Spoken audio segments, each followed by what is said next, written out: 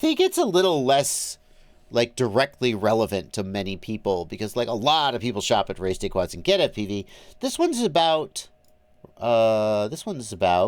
Redcat and Rotor Riot and Fatshark. Yes. So we've brought you these stories for a while, and it's been a minute since we talked about it because we were waiting on this to all happen. Yeah. But we talked to you about a while back about Redcat signing an agreement to divest their consumer business, which is Fatshark and Rotor Riot, both companies together. And the plan was to divest those to unusual machines.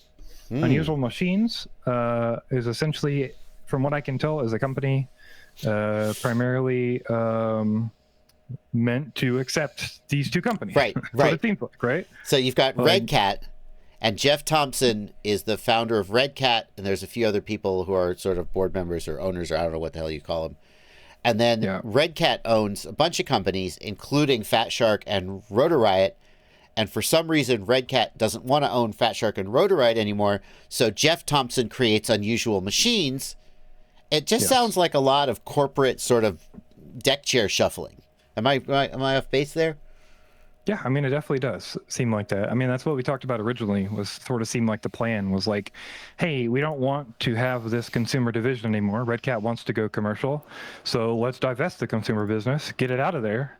And the plan was to do that with an IPO of a new company. So the original plan was that they would IPO Unusual Machines for $15 million. No, $15 million. That's a lot of money.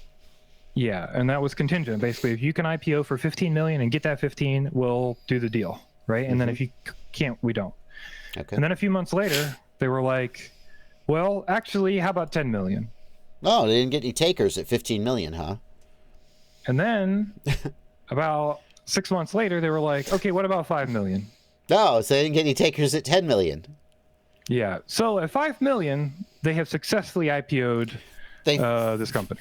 They found someone to give them $5 million in exchange for stock in this company. But before you go on, Blunty, let's just take a quick look here and see how the stock's doing. Yeah, the stock opened at $4 was the share price. And as we can see, that has unfortunately gone down quite a bit. And I would expect to continue to trend down. We don't really know where it's going to end up. But after hours trading is 2.5 on that. So not amazing. But we'll see where it goes, right? Wow. And again, what was the real point of this? So well, that's the thing. That's the thing. Because like, what was the point of it? Like, why? Here's the thing. Well, if I'm looking on Facebook Marketplace and I see someone is selling an item and they list it for $500, and then I come back a week later and it's listed for $300, and then I come back a week later and it's listed for $100.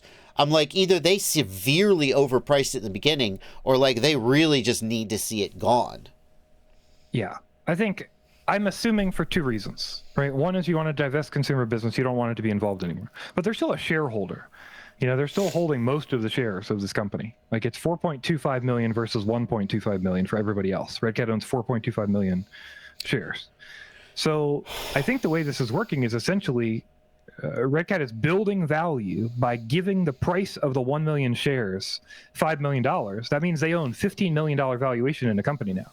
They were able to get rid of Redcat and Rotor Riot to another company, and now on the books they have a $15 million asset because that's what it IPO'd at. That's my thought process, but I don't know. I'm not a business guy, right? So. I mean, no. Those numbers work. That's like how it's done.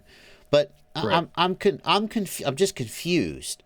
Like, I mean, I guess they, instead of having a $5 million company, they now have a $15 million company. But nothing's different. It's all, I hate finance and I hate business. It all feels so sleazy. And that's because, I'm sure it's just because I don't understand it. But you got these two things and you wanted to sell them for $15 million and then you sold them, but you didn't sell all of them. And now you still own them and suddenly they're worth more. I don't know. It's weird. I mean, like I said, to me, this is wealth creation, but I don't really know how that works. It does seem I like believe basically they were like, hey, we don't know that Rotor Riot and Fatshark are worth 15 million, but we're going to put out a deal and say you can IPO at 15, and then we're going to have shares in that company. And then essentially it worked out to be the case that they were like, okay, now there's just a fake value, not fake, but there's a presumably valuation made up by the investors that have invested to say this is worth that amount of money on the books. So now Redcat has a $50 million asset, and I think that's probably beneficial to them going into working into leveraging that money like they did for their 60 million or whatever they got in the their Redcat IPO got whatever 50-60 million dollars, which was impressive. Yeah. I don't know why. Like, hang on. So here is it's Redcat, RCAT, right? RCAT Redcat Holdings. So you look at Redcat. Let's see, that's about right. You look at Redcat's price and you're like, oh, okay, they did their IPO and it went down. I think they did did they do another stock offering? What's this bump? I think remember. That was the IPO, right? Or no, the IPO was the first one, and then they did I don't know, I can't remember. Okay, my point is this. You look at this company and you go, is this a company that I should be investing a lot of money in? These guys, this company wants to sell off 2 of their subsidiaries and do a secondary IPO. Well, yeah, let's give these guys $5 million. Like, I know past performance is not a blah, blah, blah, but like, you can go, I don't know. It's weird. I'd like to sell something for $5 million. I have a company. Fair enough. I should do an IPO. I declare IPO! Money, please. Is that not how it works? No, you just have to make up a bunch of like stuff. So like Redcat. Oh, I see. That's why I'll never be a businessman. Okay. Just say for legal reasons, I'm not saying Redcat made up anything. They filed everything legally as far as the SEC is concerned. Yes, of course. So now Fatshark and Rotor Riot are a separate company, but still mostly owned by the same guy. Yes. But like for some reason it matters that those are separate books. What about the Blue UAS thing? Maybe it's because Rotor Riot and Fatshark have ties to China. Of course, Rotor Riot is a U.S.-based company, hires U.S. people, but a lot of the products they build are sort of tied to China, right? They're binoculars and stuff.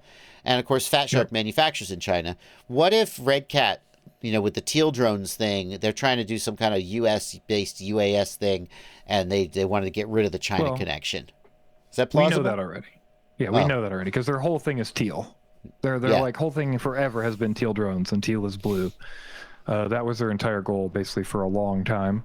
They also partnered with a couple new companies, Tomahawk Robotics and Reveal Technology, who are both like military defense companies. Tomahawk, who makes the Tomahawk hand controller?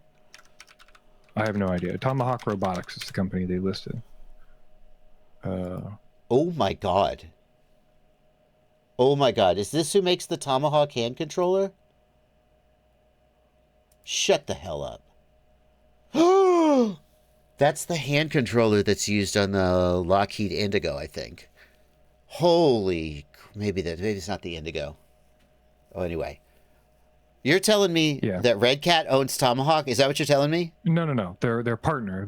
They made a partnership with Tomahawk Robotics and Reveal Technology to basically work together to build their Blue SUAS solution. To make sure they can focus on this. And I'm assuming the money is so that they can do that, right? Like they spent a lot of that money from the books that we were seeing before. They spent a whole bunch of that money at 60 million and needed to pad the books again. So. Okay. Being told by Adam Weatherall that nothing said here about stocks is accurate. Yes, that's true. We don't know shit about stocks and finance. 3 times during this conversation, I know nothing about this at all. However, from a layperson's, here's what I'll say. The stock market is bullshit. It's just, well, you see, when a company needs to raise money, they sell shares in the company, and then they have part owners who benefit from the profits. Yeah, that's not. The stock market is a freaking money-generating gambling shell game where bankers, and I just smell all that in this. And of course it doesn't make sense to normal people. Neither does a pyramid scheme. Anyway. But what do we know? We're not bankers.